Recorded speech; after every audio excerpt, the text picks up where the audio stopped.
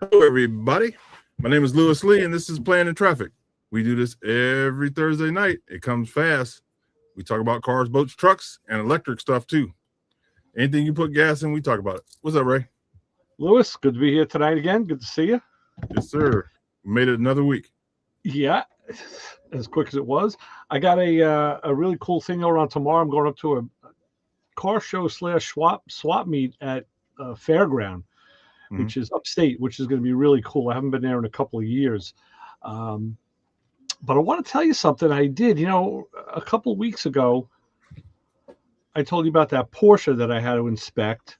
Yeah, that was a nice looking car. Yeah. Oh, then they call me right after that and say, hey, listen, we got a 2016 Ferrari 488 GTB. And you got to do that one. I'm like, oh, shit. Okay. So, and it was close to home. So I did it Friday. It was the day after we did the show last week. Mm-hmm. A bunch of Asian kids running this place. I don't know where they got their money from, because this showroom, they must have had a couple $1 million worth of cars in this showroom, all supercars. Really? And this Ferrari was no joke, man. It was the V8, 750 horsepower, flat plane crank, dual turbo. The cockpit looks like a video game, because the steering wheel just has buttons all over it. Paddle shift is just one giant tachometer, and everything else is menu driven. I'm like, oh my god, really like something out of the. They beamed it down, but what a car! It must have had like 18-inch carbon fiber brakes on it. Oh yeah, yeah. And I tell you, fast. I mean, they rated at 0 to 60 in 3 seconds. That's what the website said. It's 2016. I think they're faster now. You get to drive? Now we were on the highway doing 60, 65, and then just punch it, and the thing literally just throws you back in the seat, and it's like, whack, whack, whack, whack. Like you're a jet fighter. I mean, I'm not used to that. I'm used to American muscle, where it's, a little more predictable. And, the thing is with those supercars, it's instant speed. Like right now, it's not like the torque. It's just this instant, like the electric cars. And instant braking with those brakes. Yeah. Oh my God, this car was just like, whoop. It was like an F-16. Yeah. But the funniest part of the whole thing was we get back, and I said to the guy, and he was about 30-something years old, smart kid though. And I said, boy, how do you move these cars around all day? And then, what do you have for a daily driver? So he was telling me, well, he had a BMW M3, but he wrecked it in the rain. I'm like, oh, traction control wasn't working, huh? And now he's driving like just a BMW 3. So we're pulling back into the back of the shop, and we're at a light. And I said to him, yeah, well, look, I got to get out of this car and get into my 31-year-old Toyota Camry. And he turns and looks at me and says, is that your car? I was like, yeah. He goes, man, I was looking at that when I came in. He goes, that car is beautiful. He goes, I used to work for Toyota. He goes, that car is mint. He goes, where'd you find it? How long have you had it? I said, had it a week. I said, an old lady had it. Everybody loves this stupid car. Here we are in this $222,000 car. That's what it's selling for. And this kid is like jonesing over my $2,500 Toyota. I just found that laughable. I really do. I love that about the car hobby. Yeah. So, when you're around them a lot, they don't do anything for you anymore. I guess. I don't know. I mean, yeah. I got a story for you. I went to a rally race in Canada, and I think it was I can't remember the name. It wasn't Gold Rush. It was maybe Black Diamond or one of those. I can't remember which one it was. I'm getting old. But all the big boys are up there. So we meet in Toronto. And we go from Toronto, we go north up to the capital. Then we cut across Canada and then come down through Syracuse and back to Niagara. So every night, we stopped and stayed at a place. So we were heading towards Syracuse, and we were still in Canada. And I was in a Hummer, and I was like a chase car, and I had a trailer with me. So I was, in case somebody broke down, we'd throw it in. Right. And Ferrari comes up missing, like one of the kids, a young kid. He's probably, I bet you he wasn't 20 years old. Okay. Him and his girlfriend's in this Ferrari, right? So nobody sees him. We're like, what's the name? So, we're all at the restaurant. Then he finally gets there, and he said he got pulled over by state troopers in Canada, and they do not play around. Right. They clocked him at 100 and some miles an hour, and he held up his tickets. And I got a picture. I got to find the picture. Oh, wow. He held up his tickets, and they went all the way down to the floor. Wow. And he said they were going to lock him up, but his dad knew somebody and got him out and gave him his car back. Wow. Wow. But they don't play in Canada, man. They will take your license, your car, everything. It's kind of funny. I just read there's a story on the news down here today and in the paper. Where I am on Long Island, there's two counties. Nassau County is to the west. Suffolk County is on the east end. And in Suffolk, they confiscated a guy's, a 2020 Corvette. Mm-hmm. And it was a white car. And what they did is they put all the police decals and the police lettering on it, and the license plate says seizure. So they basically seized it. The guy had a bunch of speeding tickets or whatever. And it was DWIs. That's what it was. So they seized the car, and they'll use those. I mean, you'll see around here. You never know who you're next to because they're using grandma's and mama's SUV and Jeeps, and they're just now unmarked cars, and they'll do traffic stops and speed and shit. But now they said they're not going to use the Corvette for any kind of real traffic enforcement. They're going to take it to shows and events and show it off. I'm like, come on, man, somebody's taking that car out in LA. They won't happen, Yeah. So that's pretty funny. Yep. Yeah, it was a pretty big race, and this kid was young. Yeah, lucky for him. Yeah, thank you. Yeah, his dad knew somebody, boy, because they got him out. I just heard another story similar to that recently. Where the hell did I hear it? I don't remember. But yeah, it's when you're in that kind of, I know a few guys who did the rental. They would rent the cars out of Jersey. I forget what the name of the club is, but it's all supercars. You can drive a Ferrari, a Lambo, whatever, and they take you through through the nice back roads and the mountain roads and whatever, and and they say, yeah, everybody's going to be, we're going to obey the law. Like, that's right. On the website. I got a friend in New Jersey, or no, she's in New York, and she has a high-end rental car company. Oh, okay, yeah, that's one of them. I know there was like only one or two going years ago, and I think it's grown. I think there's a lot more of them now. Yeah, they're all over Vegas. Yeah. So with this Ferrari, after I accepted the assignment, and then I sent a text back to the girl, Jamie, and I said, what happened to like the muscle cars and the resto mods and all the stuff that I was really brought in to do? That's kind of my wheelhouse. Whatever happened to those? Now I'm doing these exotics. What the hell? And she goes, yeah, I know. She goes, that used to be like 90% of our business. But now, she goes, I think a lot of these cars, and the Ferrari was one of them. She goes, there's lease companies involved, and they're gonna lease that car, and they want an appraisal or an inspection to see if it's worth what the money that they're going to back it for. They don't want to back the door. So it's. And I said, well, you know what? Actually, I was bitching about it, but those cars are actually easier to do because you can't do like anything underneath them. None of these guys have lifts. And even if they did, the whole car's got a belly pan. I mean, so you could look at a couple things. But an older car, I could be there for hours looking at, all the components under there. So it actually becomes an easier inspection for me. Oh, and they're all in good shape. So it's like, they're not beat up. Yeah. No, yeah. I thought I found something on the fender. I thought I saw a paint imperfection or a lift or something, and I found out what it was. It was that PPF, that the coating, that clear coat that they put the clear decal. That's what it was. I was seeing the edge of it. I said, okay, that's what it is. So that's good. Flaw, it's yeah. But what a car! Oh my God, these cars are nice, man. But for the money, how much stuff you can buy for that kind of money. This one is listed at $222 and change. Yeah. And I looked it up when it was new. It was like right around the same price, maybe $224 or something. So they were asking almost, the original list price of the car's only had 23,000 miles on it. That was it. And it had been, and he told me that they had it at the Ferrari dealer here on the island. and they did their own PPI on it. And I said, well, if it went through Ferrari and had the whole thing done, what the hell do they want me to look at it for? I mean, Yeah.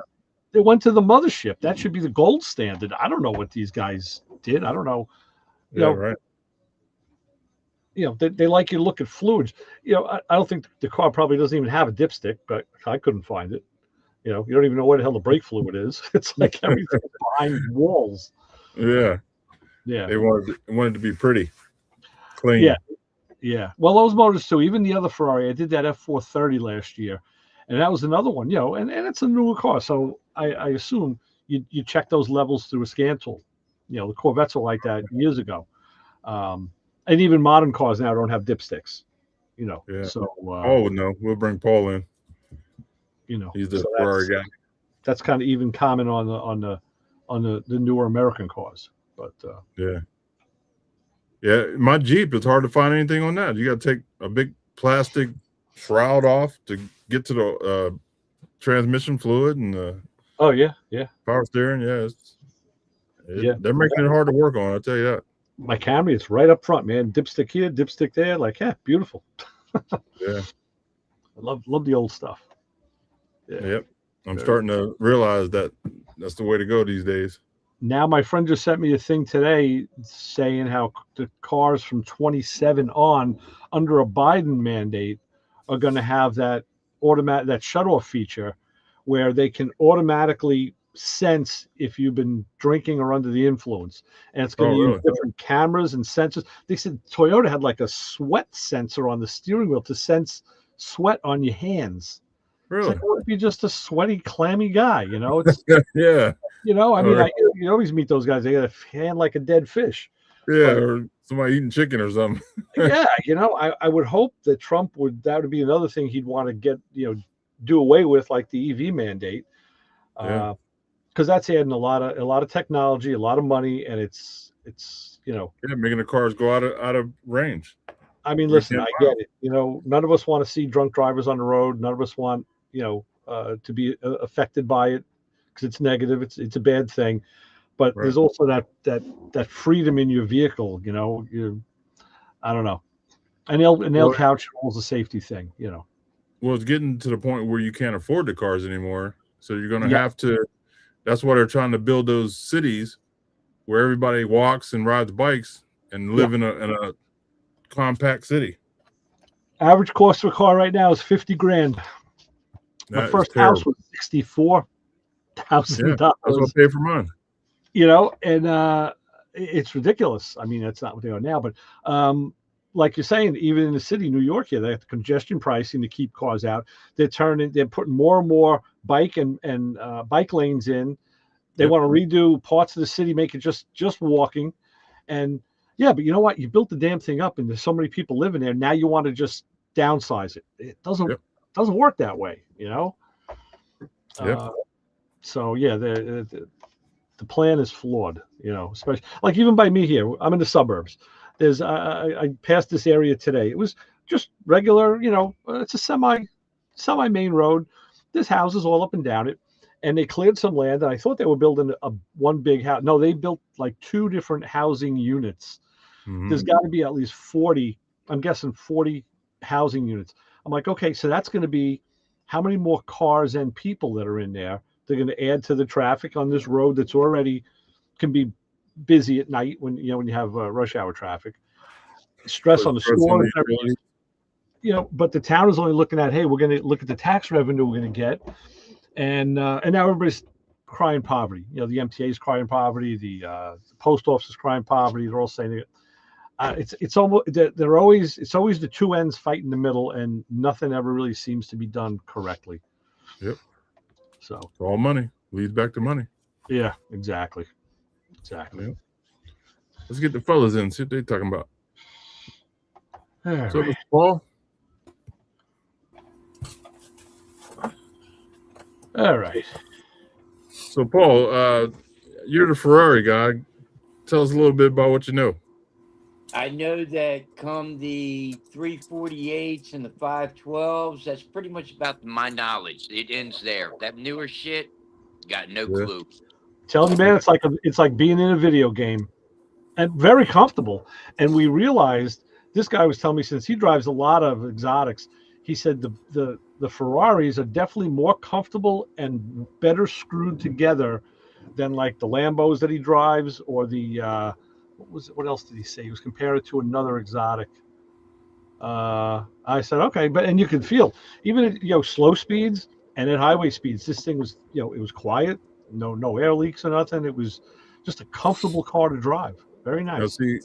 Now see, that's coming from the newer cars, because when I was transporting cars last year was 08 is when I stopped hauling. So anything from 08 older, I said that about the Lamborghinis, that they were put together better than the Ferraris. So Ferrari's probably been really trying to catch up, I guess, yeah. The Lambos, because Ferraris, I didn't like them too much. Hey, at that price point, there's no excuse for any of them to be less than stellar. Come on, man. $250,000. Right. That thing should cook you breakfast and serve it and everything for that kind of money. And there isn't even, I said to him, is this car have a radio? It's like, well, it's not on the dash. No, you got to go through it's got menus on either side of this giant tachometer, and you got to scroll through them and find a radio with a Sirius. So it's like, man, everything is button. Like, oh, fuck. Yeah. But do all that. So, Brian, did you find anything in your mailbox? No. I left you a sticker in your mailbox. I'll have to see if it got tangled up in the mail. All right, I just sent you something today. Here's the receipt. I sent you some more of the articles I was reading. I've been sitting here, and before I go away, I said, let me take care of some old business. So you got something? You'll get. Yeah, I'll have to. Actually, we've had a huge postal takeover or something here. It's really.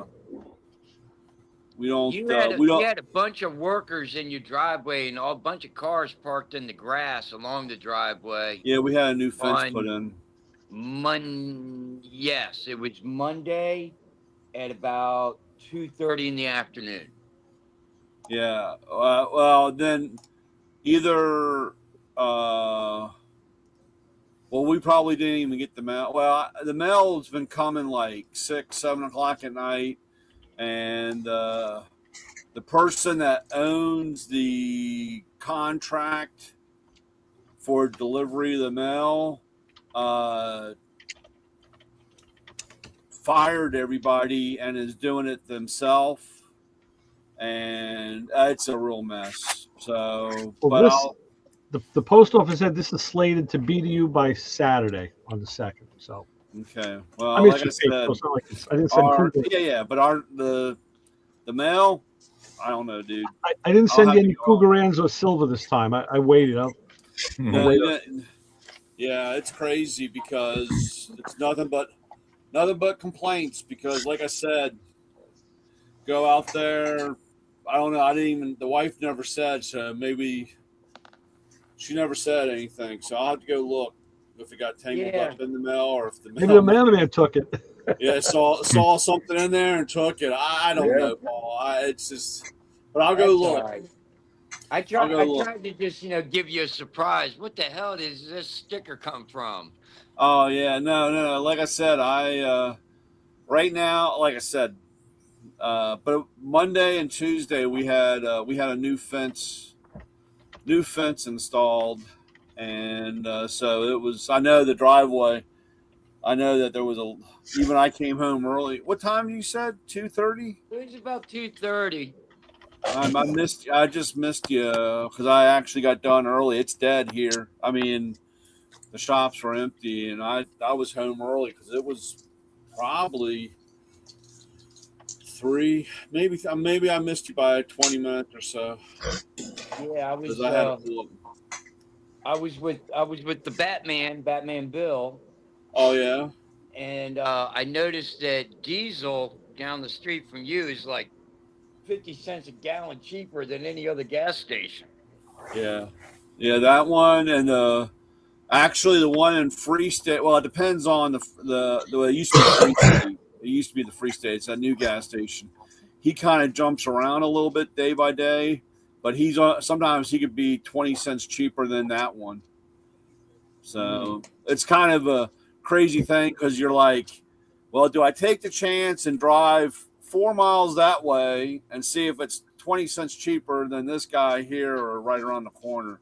Sometimes I drive all the way down and he's more, and then I got to come all the way back. Hey, Brian, Yeah. I'm gonna send you an app. It's called Open Roads. Have you ever heard of it? No. I use it when I'm traveling in the bus. It's for diesel. So Oh, yeah. it's an app that a company made this app where people can join. You pay I forget what I paid for the membership, but you save anywhere from 5 cents to 30, 40, 50 cents. I saved on the way back from Arizona, I saved $400 in diesel and fuel. Nice. $400. Yeah, and they give you a card, and it's like like truck drivers use like a company card. So you pay with that card, and then they take the money out of your account. So it's like a big organization that gets a discount at these gas stations, and they got a map on there that shows you what gas stations accept it. Wow. So right here's my map. Oh yeah. Right. So gas is killing me, man. That's $1,200 a month. Yeah. So I'm sure you'll save money with this card. So, man, fuel's high. 520. It jumped again overnight last night by like 26 cents. Yeah. Brian. So here's the map where it'll show you like what stations have it. Oh yeah. So it's pretty. You want me to make you feel better, Brian? Vince, I already know, dude. I know you're paying more than that, dude. I spent $900 last week.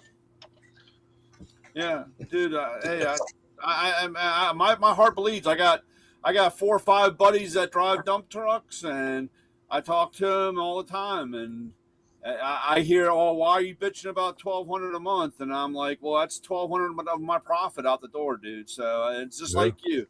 I can't add fuel to my bill. I can't add fuel to my deliveries. Well, that's what they do with the That's what they do with the delivery charge companies. They delivery charge, and I can't do that. So, well, let me ask you this: is there a creative way to work that off on your taxes? Well, it doesn't matter. I can write it off on taxes, but fuck, dude, I'd rather have the money. Me writing I understand. writing off a percentage of that does fuck that. But when you're paying, when everything that you collected for the day goes in your fuel tank, dude, I can't pay the bills. Yeah, I got you. And I fully, my heart goes out to everybody that drives a truck, dude, because it's fucking ridiculous. Yeah. So, well, it's somebody was on a board this week, and they were screaming, "We pump all this oil," which the U.S. pumps. I think they said the current numbers are 14 million barrels a day. How come our prices are so high? You go back to the 70s because they haven't built a refinery in the United States since the 70s.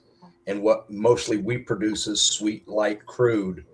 And our refineries are designed for the heavier, dirty crap that we're used to getting from the Middle East and other places. So I told them, I said, go slap a hippie or a tree hugger, because they're the ones who get in the way of trying to do a refinery. It's, the environmental impact and this and that. And it's like, we haven't built one since the 70s. If we had refineries here that could do light sweet crude, we, literally we'd be paying, 2/3 of what we're paying now. I would like to believe that. I would like to believe that, but these fuckers are out here to fuck us. So they're not thinking of anybody but their pocket. And as long as we keep paying, we got a problem. Actually, I really maybe I need to go, guys. Actually, no, bro. You just need to wait about another hour. No, because what happens is we play swap. We take the light sweet crude and then we put it on the international market, and then we buy or swap for the crap that we can refine here, because again, the hippies and the tree huggers won't let us build refineries. I mean, look at California. How many refineries in the state of California told Gavin Newsom to? And there's like 4 left, and they're closing. They're in the process of closing their doors too. Yeah. So It's disgusting what they've done to us, and we have allowed it. well, I just sent it to you, Brian. Yeah, I just So- saw it. And I'll take a look at it. So I just looked at what I paid. So I paid $1,100 to get home from Arizona, but I saved $400. So it would have been $1,500 for me to get home. Yeah, it's insane. have you looked at mud flap? It's just like mudflat. Well, I just, because I'm a comparison, I'm gonna look at everything I can find and see, try to figure out what's the best one. Yeah, Which, check this one out though. So- It really worked for me. which stations do you guys find to be the best on the road, price wise? What, as far as diesel or? Yeah, well, that's because what you're using. I'm not using diesel. I'm just curious. They all jump up and down. I use Loves a lot. Love, yeah, a lot of people do prefer loves. Well, my thing, Ray, is I hate to say it, but like Lewis was saying, I've got an app that's part of the company of the fuel that I buy is Fuel Book is what mine is called. And it's the same thing. It's if I buy my diesel through the companies on Fuel Book, I get a percentage back. Where if I just go pay straight, I pay pump price, or I pay the advertised price. Right. But with Flying J, if you've got a RV, you can get an RV card, because mine asks me if I go to Flying J, it's like, are you truck driver Vince or are you RV driver Vince? Which one is it? Wants to know which one I'm driving. Mm-hmm. So, but mine, Ray, believe it or not, just depends on the amenities, because diesel is diesel. Right. I've So gotten what's to the- where I try. What's the difference if I try to you're avoid. what's the difference if you're truck driver or RV driver, Vince? The They RV, give you they different price? have, yes, they have if you sign up for the card, the membership card, like an RV, they give you, I think it's a minimum of 6 cents off the pump price. And that's like, again, it's the pay. You can, the more you buy, the more you accrue credits with them. Yeah. They'll knock off, the more All right, they'll so knock what if- off your what if you- price. But it's usually a minimum of 6 cents a So gallon. what if you're truck driver, Vince? Is it a Same different thing. rate? It's like a minimum of 6 cents off of the pump price. And then, like I bought fuel the other day, a week ago, I bought fuel at Love's through the card, and my effective rate was $4.23 a gallon. Okay. But the pump price was like $5 and something or whatever. We got like an 81 cents a gallon discount through the network. Okay. Yeah, because it's a big group of people. Right. Right. Yeah, How they do it. Yeah. Paul, you trying to be like me? I don't know. Am I? It wasn't there a car show down. I mean, a swap meet down there in Texas. I don't know. I was in Maryland, Oh, I thought. in Carlisle, Pennsylvania. I worked Carlisle. I worked Maryland. Yeah, that was about all I did. How was Carlisle? Carlisle was a little different this year. It's continuously less and less, and I think what it is, can help you feel the heel. it's not that it's less and less. It's our culture has shifted and changed so much. Carlisle is not part of the culture anymore. It's nostalgic. It's continuation with the people that are still alive that have been doing it. But it has, even Carlisle hasn't evolved with the car culture. You don't see a bunch of people out there selling Toyota and Honda used parts.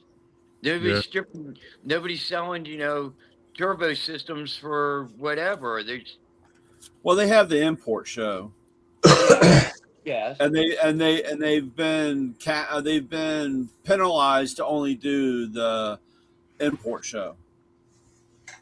but Spring Carlisle used to be the world's largest junk flea market, where I you know. would find anything and everything, right down to kitchen sinks. And now you're just not seeing it anymore. Yeah, that's what Englishtown became by me, Englishtown Raceway. But like I was telling Yes, Lewis, the Englishtown swap meet became everything junk wise. Yeah. It it looked like the Amish reject flea Yeah. market. exactly. So, like I was saying earlier, we're going tomorrow morning up to Rhinebeck, New York, because it's at the Dutchess County Fairground, and it's their spring car show and swap meet, and it's been pretty good. I haven't been there in 2 years, so I'm waiting to see what what we're going to see tomorrow. But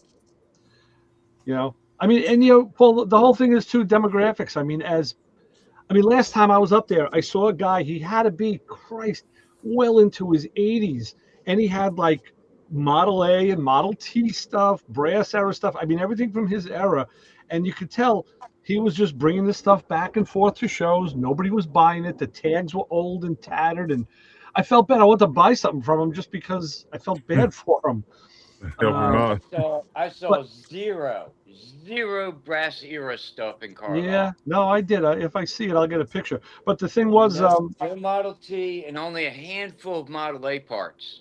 but as these, Mostly pre-war. as the Mostly guys, pre-war. the sellers are getting older, and they can't stand in the field, or they can't do that, or they're dying off. That's what happens. There's nothing replacing them. Nobody's picking up the charge. So, there's the problem. Well, there's a flip side to that too, Ray. The old guys who know what that stuff is versus the younger people who look at it and go, what the hell is this? They don't know what it is. To them, it looks like junk. Right. So what happens if mom or dad or grandpa or whatever passes away and there's all kinds of Model AT stuff and some kid walks in there who's, boosty boys and all that. He has Clean no house. idea what he's looking at. Yep, clean And house. to them, it's all just scrap iron. I got it. I understand. This goes back, 15 years ago. We had these guys on the show from the Exceeding Limits Truck Club. And what they were building were mini trucks, like Loves and Rangers and S10s. But these guys would body and chassis drop them. One guy had his truck out in the parking lot. I got a picture of it. The body was on the ground, and they got to clearance the hood so the engine can come through when the body drops. I mean, that's how low they're going. And they do really nice work. Like one guy had a Ford Ranger, and he put a 57 Ford dashboard in it. Had to obviously cut it to size. I mean, they're doing what guys were doing back in the 50s. And we embraced them. And my co-host Chris had asked them, "Hey, how come you guys aren't building Chevelles and Novas and GTOs?" And he looked at us. He goes, "You guys got them all, and you're not letting them go." He goes, "Those cars are stupid money. We can't get our hands on those." And this was when the light bulb went off in my head. I felt like such an idiot. He said, "We can afford these things, and they're cheap. So we're buying what we can afford, and we're working with what we got." And I'm like, "Holy shit! That's how I grew up. I didn't have money for a new car. I had a 50s car in the 70s, and that was." I thought that was pretty good. And then when I had a car from the 60s, I was like, wow, it's only 10 years old. That's even better. But it was what we could afford.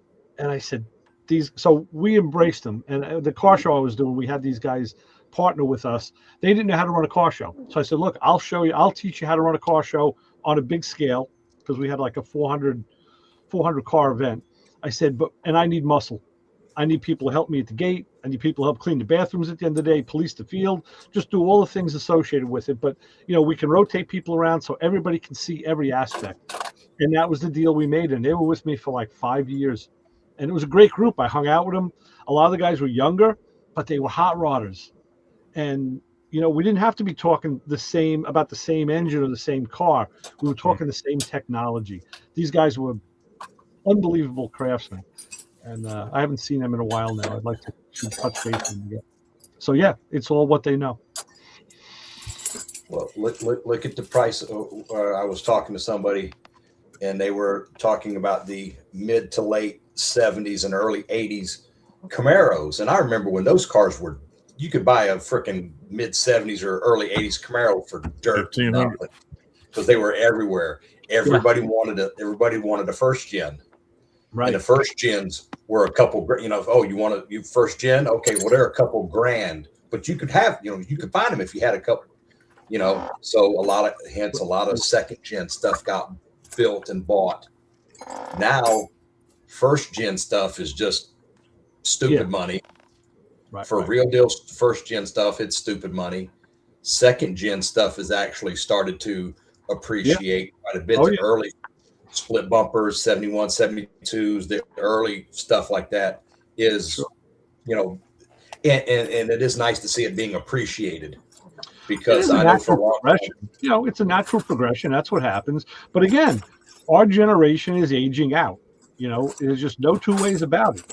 I have friends already who aren't really doing things that they used to do because either, back issues, leg issues, they're just not into it anymore. Yeah, I haven't done that kind of stuff in years, and guys are now looking for shops to work on their car. I've been getting work. I've been turning down work because guys want somebody, like any one of us who knows the cars, and, you don't have to read a book to know how to work on it.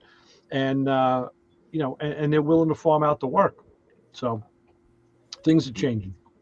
You mean, Ray, you don't go to YouTube and look up a video on how to tune a carburetor? No, I don't. Listen, I was working on the truck, getting those brake lines out. Yesterday or the day before. And I was out there 5 minutes, man, and my back was shot. I'm like, this is for the birds.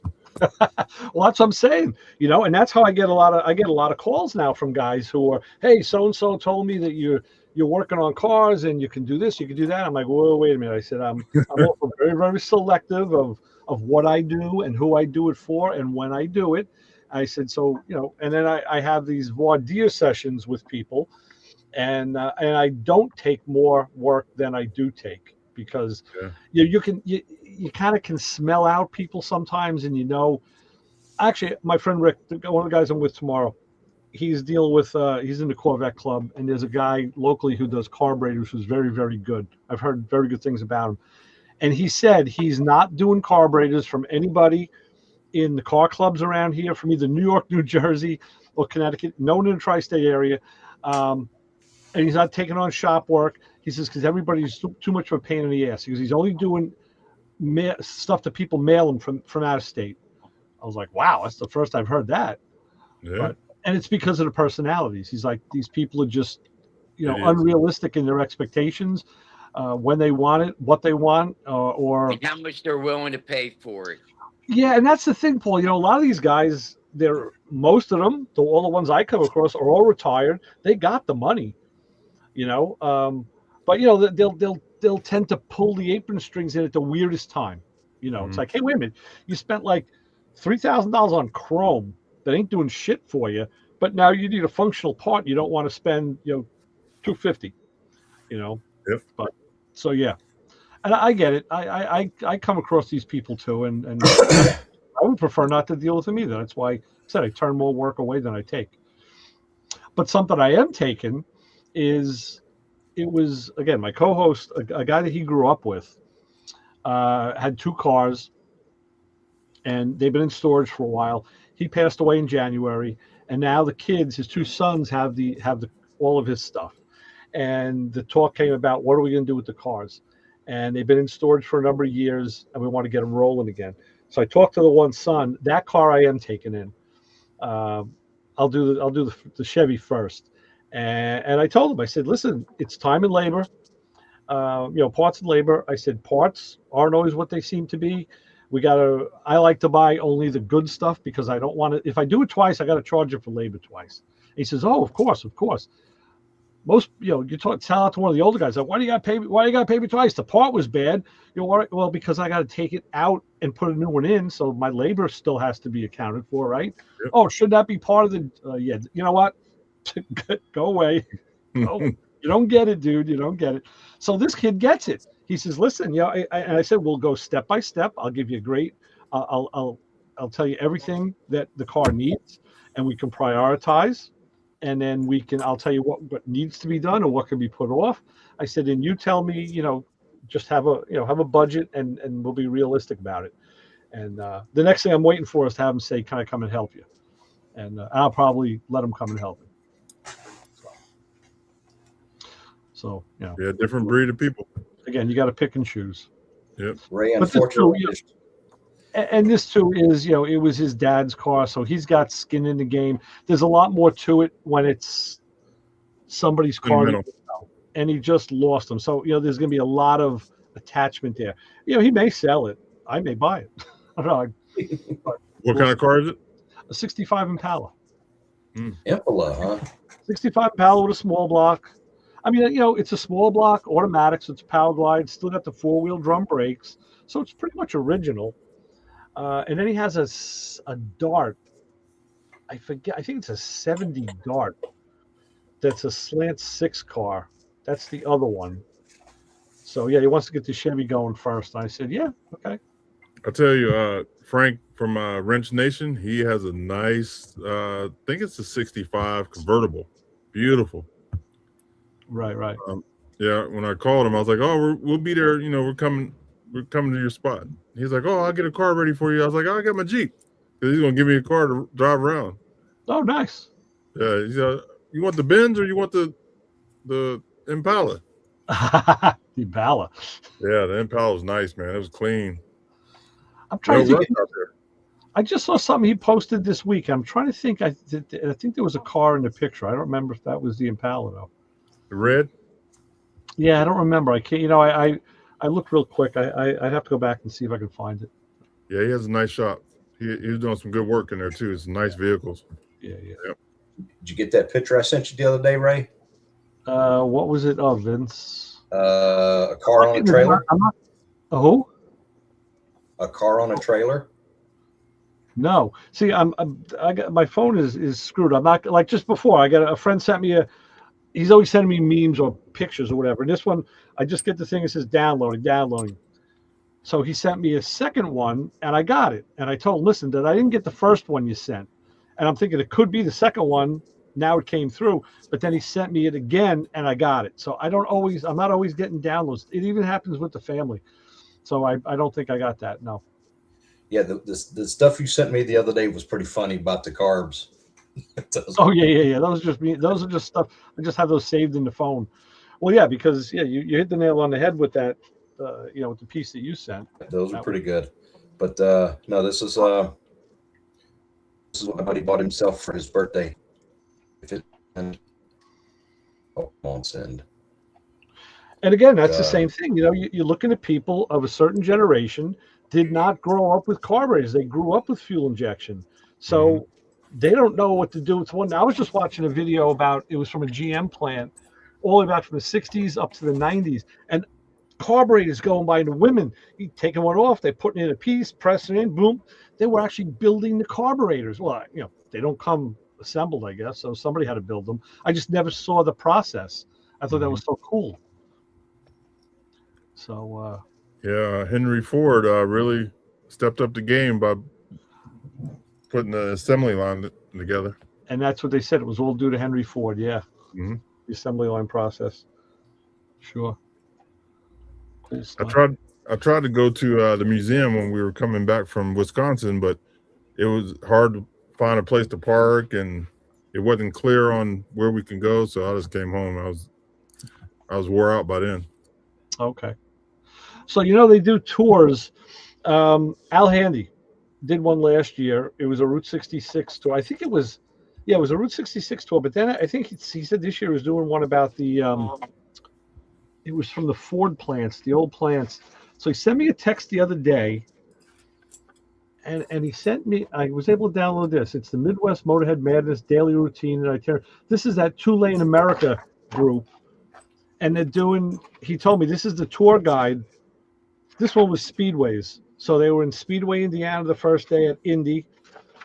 Then they were in Auburn, Indiana, and then they were in Auburn to Dearborn, Michigan, and then they were in Michigan. Then it was Dearborn to Kalamazoo, and then Kalamazoo to South Bend. So this was the tour I think they were doing now. So I got in touch with the guy. He called me back yesterday. I'm going to have him on the show on Sunday, and I'll ask him. I'll see if I can get him on here. I know he told me that his schedule, like I kind of told him, listen, if you can't come on this Sunday, Mother's Day, we're not doing a live show. It's going to put us deeper into May. He says, well, I'm going to be kind of busy through May into June. He goes, my schedule's going to get tough. But I will pitch the show to him here and see if we can get him in on a Thursday. Okay. And 'cause he's the tour guide, or one of them. So Auburn has a nice museum there. That's where they built the Auburn cars. Oh, cool. Yeah, we me see did a what it tour. says. Me and the wife and Lou. I booked Lou there for an event. They had a Okay. car show. It was a nice museum, man. They still had the offices from the 40s or 30s, like still the desk and everything in it. Like you can go in and see the whole. It's pretty sweet. They say what they're doing in Auburn is Indianapolis Motor Speedway. Then they're going to Camac Station, James Dean Museum, James Dean Gallery, and the James Dean gravesite. So that's Auburn. I guess they're not going to the. Yeah, I mean it's kind of cool. Al is doing one now. I know he did it last year. He was really buzzing about it. So that's cool stuff. So The Henry Ford Museum's pretty cool. Is it? Yeah. Yeah, we're gonna check it out next time we're up that way. Yeah. When you coming back this way, Lewis? Probably late summer. Okay. I want to say because we'll be heading back out west. Yeah. there you go, Vince. Now, did you just send 2 things, Vince? Yeah, it double before I could kill it. It double sent it. So I was like, Okay, so I got the first one, and the second one is sitting there saying downloading. yeah, it's the same That's thing. good. They can. All right, so yeah, you know what? No, I do think I do remember seeing that. Yeah, the Cobra. Where was that? That one come out of Alabama. Nice, very nice. Got a 400-inch or 440-inch. I forget which racing industry built it. Injected fast injection on it. 600 horsepower street tune, 5-speed. It's as the new owner calls it. He goes, it's bad fast. Those cars are, yeah, because they're so damn small and light. He was riding around the other day and he said this guy in a vet come kind of wheeling up on him. He's like, you don't want no part of this. Yeah. Well, then again, he's got to be able to control it. So it's like that 930. Yeah, it's got the speed, but if it's not hooking 100%, Yeah. it's coming on. The back end's coming up on a tow truck. Hey, those traction controls are pretty good. Yeah. Because the whole part of that, Ray, was his dad had an original 289 Cobra. Oh, cool. Original, real deal, back in the 60s. Right. So Out of all the legitimate AC Cobras that I've worked on, I have only worked on the small block Ford 260 and 289 cars. I forget who it was. Well, if it was Gurney or Bob Bondurant or one of the guys who have got to driving schools and stuff. They got to talking about cars and stuff like that, and they asked him a question about, what did you think when they started doing the Cobras with, the AC motors and Ford got involved with Carroll Shelby and all that. And he said that was one of his favorite cars was the 289 FIA spec. He goes, because it had power. It wasn't crazy power, but it had power, the handling. He says, I could do anything on it. He goes, it was perfect. He said the 427s, he said those cars were just brutal. He says, but they were heavier and, he says the FAI tuned small block stuff. He goes, I thought it was the perfect setup. You had good power, it handled. I said, well, I could see that. Because like you said, when you have an excessive amount of power and you can't control it or harness it, Yeah. tire smoke is not fast. Yeah, it's of no use to you. There's only one GT40 that was a real GT40 that I've worked on in my career, and that was also a 289 car. That was not a 427 car.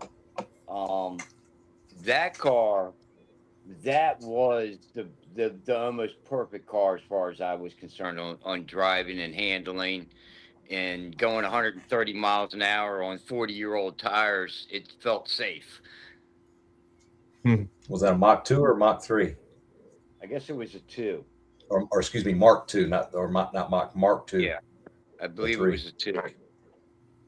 Have you guys ever been to the Shelby Museum? Yes, I have. Man. And done the tour of the Shelby America in Vegas. That's what I'm talking about. Yep. And I did the backstage tour as well because of the car that was being purchased with one of my clients. But what I learned, and I have not gone yet, is apparently it's only about 30 miles from here, is Carroll Shelby's historic marker in Texas. Oh, really? And once a year they have a big celebration a few towns down, right off of Route 11, where it's, everything Carroll Shelby. That's pretty cool. I'll tell you what, you go to that museum, you'll want a Shelby when you leave. Or a Cobra. I'll tell you, man, it was a good tour. To see the aluminum bodied Daytonas, that was pretty intense. Yeah, it's a good tour. That's when I learned about the Hearst rental, how they had the Hearst cars. Yeah. That was the first time I heard that. When they, Oh, really? For a moment. yeah. Rent-A-Racer. Yeah. Guys are pulling the motors and putting in like 289 two barrels and Yep. keeping the Shelby motors. They're doing all sorts of crazy shit. They're doing that Roll with speed. U-Haul vans now. They're getting the LSs out of them. Really? Mm-hmm. The LSs in those U-Haul vans are impressive. Yep. When I was relocating and renting those U-Hauls, wow. Yeah, they're Yes. getting them. Yes. If I was going to steal something to take the motor out of, it would be a U-Haul van. Yep. Oh, they're not even just taking it for the motor. They when they blow up the work truck, they go get one and they swap the motors. Yeah. It doesn't even matter what they're going for. They're just doing it because it's a replacement motor for the work truck. Right. That's what's going on up around here. Crazy. Yeah, that's the thing with like the Shelby Rent-A-Racers. A lot of those cars all started out being 4-speeds. When they came back, they were automatics. That's why they finally started just doing automatics. Right. There's you might know the guy. I can't think of the guy's name. There's a guy around here that has one, and it was one that was re-swapped. When he got it, it didn't have the. It was documented that That it was stuff. It was, That the stuff had been stolen, and it was still like. And then it was like you still had the problem because how do you go back to original? Because that's that's what happened. That's the history of that car, right? That's the history of that car, and that's how he uses that car. I know who you're talking about. I can't think of his name. But he was like uses the backstory is part of the car. It may Yeah. not be the way it's supposed to be on paper, according to the report, but here's all the documentations of this car's history. right. So that And why was it's in the condition it's in. I always thought that was pretty interesting because, like I said, and of course how stupid people are. If you're the rental company and you rented a car that had a 4-speed and it comes back as automatic and you don't say nothing, I mean, you got people checking in cars that don't even know, Right. So I think that's kind of funny. Brian, that brings me back to a statement that Reggie Jackson made probably 20 years ago when they were talking to Reggie, because it was when he was selling down some of he had like 15 or 20 cars he was selling through Barrett because he was thinning to herd some. And he goes, each of the cars, he says, it's all about the paperwork. Where if you have that's a documented Shelby renter, Shelby race car, Shelby rental, and it is what it is. And you've got the documentation that this is the way that it was purchased from Hertz, despite the fact that it was built by Ford as a 4-speed. Who's to argue the legitimacy of the company? You have the paperwork that proves what happened to it. Mm-hmm. So There's a lot of those cars were that way. They ended up that way. So, well, and it's like the one guy was talking about some of the Copo stuff and the L88 Vets and the ZL1s and stuff like that. And the guy goes, "Oh, well, this is not a numbers matching." Well, the motor got blown up when it was still under warranty, so it was a replacement motor. You know, and that was again does that hurt because it's an authentic right replacement engine? Does that hurt the value of something like that? And it's like, well, again, it's like Ray and I have talked before. Half of the stuff that's collectible and big dollar money, when it was built, it was transportation. It was just a car. It was just a car. You know, nobody thought 50 years ago, 50 years and now from it's going to be a 6-figure blue chip collectible car. Yeah. They bought it. They drove the wheels off of it. They blew the motor up, carried it back, and the dealer warranted the motor in it. Especially if it was a Vega or a Corvair. Now look what they're getting for those cars. Yep. I met Reggie Jackson one year at SEMA, and so me and a couple other guys were talking to him, and a whole group of people just rushed him, man, and he just shut down. I was like, "Oh, you guys ruined it." Yep. Yeah, it's. I would like to talk to Reggie one just to, like you said, just to kind of chat with him, just because he's been so, not only Mr. October, but just, what's happened. But again, and that was what was so cool when I got to meet Smokey Yunick. It was just me and another guy walking along, and he was sitting there at the Prolube booth at the first PRI West show, and there was nobody around. So we walked over and just, like I said, we talked to Smokey for about 30 minutes. And then finally his wife came over and she goes, "Smokey, you've got a speech to go give. You got to go." And he's like, "Guys, I got to run. Have fun." I'm giving a speech right now. Damn it. Leave me alone, woman. When it's all about the timing. It's all about the timing. Right place, right time. I think I gave in that first MP3 or that driver that I sent you, Ray, I think has almost all of his book, the audio read version. And you should like that because it's read by Roger C. DeLorean. Oh, cool.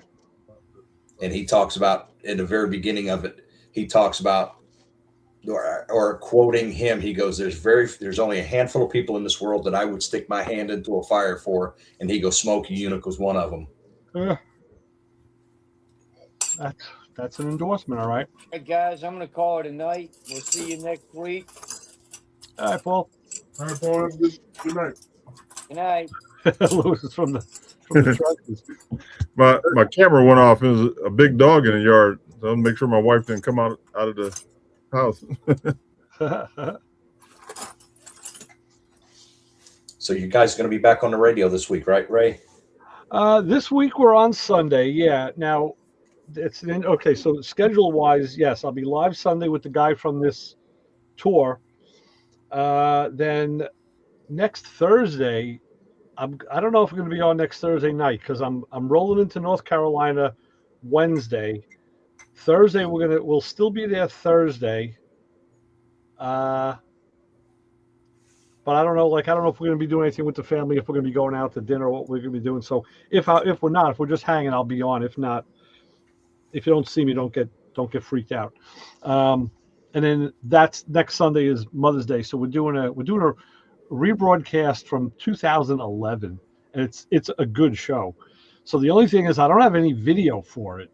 So what I got to do on YouTube, I think I can do this if I just put an image up. And then you can play the show. Just put the audio up, Yeah. So, I mean, I don't know if people actually watch it. Anyways, not the two of us sitting there, and then I'll put it on Spreaker. If you want a good laugh, I would say listen to that show because we did it as theater of the mind. We did it like the old 20s, 30s, 40s, 50s radio shows where the premise was we were out at a place a bar restaurant. And what I did is I just played bed music of restaurant sounds. It was like forks and knives, dishes clanking, and just general like conversation, people just talking. And we had that kind of low, and Chris and I talked over it. And then we introduced each bit that was something that happened that year. And then, but then you actually get so caught up in it, you really in your mind, it's theater of mind, because then you start like ad-libbing and you call, hey, bar girl, get over here, I need another drink. And then you, hey, look who just came in. Vince just came in with a trailer. What the heck's he doing over there? So, and I've had people who I told what we were doing get in touch with me and say, oh man, why didn't you tell me? I want to be there next time. It sounds like it was a lot of fun. Like, dude, I told you, it's made up. But when you hear it, it's like listening to a radio show from the 40s. They had the Foley artists with the shoes clopping and, door slamming, and, people had a living doing that stuff, and it works. So there was a guy here on local radio. He still is. He's on another channel now. He used to do a show on Friday afternoons. His name was Jerry Martyr, and the show was called Jerry's Gin Joint. And on Friday afternoon, he did the same thing. He played this bed music, and it sounded like he was in a bar, broadcasting from the bar. And he would say, hey, look, got another bucket of Heine's. That's great. Hey, we got any wings? Same thing. He'd be calling out stuff. And I would sit there in the backyard just listening to him in the summer, like, man, that sounds like a lot of fun, man. I'd love to be there, because it's theater of the mind. So, I thought he really was in a bar until I found out that he wasn't. So that's why I brought up the idea of, why don't we do the same thing? And I tell you, it goes over big, because you really do, if you do it right, and I think we did for many years, it puts you in another place. And it's just like a good homage to old time radio. So, plus the guests were great. Richie Zool, a big time racer here. And I'll tell you, the guy was super, successful. In fact, he was always knocking on Glidden's door, and I think he beat him once, but Glidden always beat him. And I went back into his history, back to like the 60s, and he was driving a Box Nova, and I found kind of like an article that had the combination he was running and whatnot. So I asked him on the show, I'm like, it said you started out with like it was a 283 or 327 block. And you had this car in the 10s, it's like, can you give us a little insight about how do you make a 327 go in the 10s, man? And he's like, well, you just kind of, you optimize the block, you clearance the bearings right, you make sure the rings are right. He says, and then, you pick a camshaft, you put it in, you make some runs. He goes, maybe you change that, you put it on a different intake. He goes, and maybe there's another distributor you want to try. He goes, next thing you know, you're in the 10s. I was like, wait a minute, it's 50-year-old technology here. You're not giving away the store anymore, Richie. You're not racing anymore. He still wouldn't give up the secrets. He still wouldn't tell. Total diehard racer. And I had to laugh at that, because it was just, some of these guys just never give it up. So you want to know how you get in 10s with a small block, Ray? Look up some of those. What is it? Southeast Dragster or Southeast Gasser? Yeah. That's how they get 10s. When they show them on the starting line, and the tack is buried. Right. Well, yeah. I mean, back in the day, you built the 331. They were, but the thing was, knowing how engine technology has progressed, those were all small General engines, and and they were all two-bolt main. They weren't the strongest, but I mean, I guess there was always a certain amount of guys blowing them up, but you didn't hear about it regularly. So. It worked, and it was just funny. It was just ironic that the damn guy still wouldn't give up a secret that's like not secret anymore, but because that's the racer's mentality. That's how serious the guy was. So yeah, he's going to be on that show too. It's pretty fun. That brings up a point that's always kind of makes me laugh, and because. Like with my car that I'm running now, it's got a 466 in it, and I've got the 390 for the convertible once I get to it. And there's always a big discussion with the 385 series Ford engine, the 429, 460. And there were guys, and I can get you a list of names that have taken a stock block 2-bolt main 420 or 385 series and made 1,000 horsepower with it. Wow. And it can be done. Just, and there's people, oh, you can't do that. You can't. It's like, dude, there's 15 of them running around. Yeah, I learned to say I learned to never say can't, because that's when someone's going to do it. But I mean, yeah, just back in the day, I mean, these cars, the hot cars back then were in the 10s. Those were the fast cars in the 10s, and there were plenty of them. Like Motion by me, they were cranking them out left and right. I mean, and it's I never saw a big difference between some of the small journal 283 and 327 stuff, and then eventually, the last was it 60 Midway 67 and 68 and all that. The last 327s were the big journal. I seen the small, seen the big. Yeah, you had to make power. Yeah, you had to make. I mean, you really couldn't. You couldn't overbore them that much. They were only going to be a certain size, but you had to make the RPM. They had to be $8,000 motors. And I know guys that built them back in the day in the 70s were building $8,000 motors. I mean, these guys were, or $10,000. They're coming. I know one guy had a Camaro. He was coming out of the hole at $8,000 with a 4-speed and shifting it at 10, and he was down a connecting highway. He was a street freak, and I don't know how long this stuff lasted in the long run, but he was always taking stuff apart. That was just the name of the game. But yeah, I mean, I remember Ray. When I lived in Florida and used to go to what then was Moroso Motorsport Park. I don't even know what they call it, but right before they closed. And that's one of the parks that the IHRA is in the process of trying to get back. I used to talk to this guy. I think his name was Paul. He had a C-Comp Eliminator car that he used to race all the big events, but it was a Comp Eliminator car. So if you know anything about some of the class racings, their rule book for C-Comp would be like that. And it, weights and stuff. And I mean, and I got to talking to him one day after watching him make a couple runs. They'd wheel the car through. He had one of the Olds. I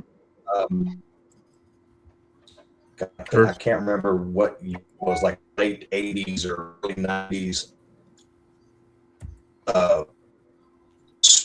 Funky when they went to the front engine cutlasses and stuff like that, and the 3.8 liters and all that. He had one of those that was slammed, about this far off the ground, and the big tires and all that.